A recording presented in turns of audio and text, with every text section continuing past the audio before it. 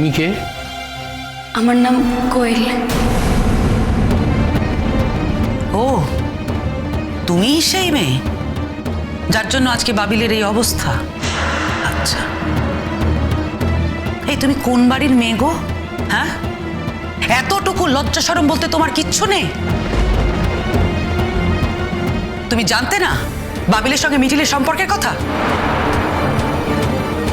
Please পিসিমণি, এটা আমার তোমার কাছে রিকোয়েস্ট। তুমি যদি এখন এই কথাগুলো বলো তাহলে কিন্তু আমাকে এখান থেকে চলে যেতে হবে।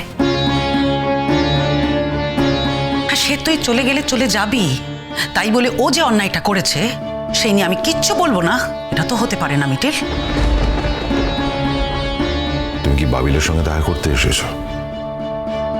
তুমি যদি বাবিলের সঙ্গে দেখা করতে এসে থাকো তাহলে এখন বাবিলের সঙ্গে দেখা করা যাবে না। আমরা এখনো যেতে পারিনি, বাবিলের ট্রিটমেন্ট চলছে। আমি শুধু খবর নিতে এসেছি, মিটিলও কেমন আছে। আর তাছাড়া সবাইকে দেখতে দিলে আমিও তখন দেখে নেব।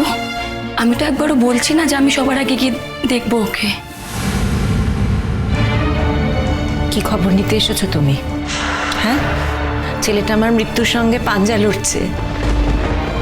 হয় মৃত্যু জিতবে, না হয় আমার ছেলেটা জিতবে। কে জিতবে সেই খবরটা পাওয়ার জন্যই আমরা এতগুলো লোক এখানে দাঁড়িয়ে দাঁড়িয়ে অপেক্ষা করছি, বুঝেছো?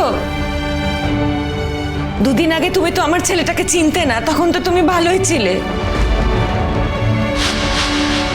দুদিন পরে আমার ছেলেটা যদি না থাকে তখনও তুমি ভালোই থাকবে। কিন্তু যা ক্ষতি হওয়ার সেটা শুধু আমার হবে। ক্ষতিটা আমার হয়ে যাবে গো। এই তুমি জেনে বুঝে এই কাজটা করলে কেন? কেন করলে? তোমার জন্য তো ছেলেটার জীবনটাই নষ্ট হয়ে গেল। কেন এলে এত দূর পর্যন্ত? তোমার মান সম্মান বলে কিছু নেই, তাই না? পিসিমণি, ও এখানে এসেছে বাবিলের খোঁজ নিতে। এখানে পাবলিক প্লেসে তুমি ওকে এইভাবে অপমান করো না। আমি একটা কথা কিছুতেই বুঝতে পারছি না, এই যে আপনারা সবাই মিলে আমাকে এতগুলো কথা শোনাচ্ছেন, এই কথাগুলো আপনাদের বাড়ির ছেলেকে শুনিয়েছেন? এক হাতে কিন্তু তালি বাজে না। হ্যাঁ মানছি, এক হাতে তালি বাজে না, কিন্তু তুমি হাতটা বাড়াতে গেলে কেন? ও যদি হাতটা বাড়িয়েও থাকে তুমি হাতটা সরালে না কেন?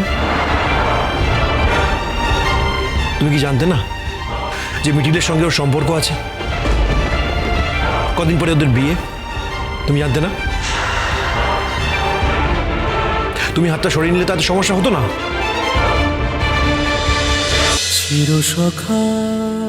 চিরসখা সোম থেকে রবি প্রতিদিন রাত ৯টায় স্টার জলসায় ও জিও হটস্টারে।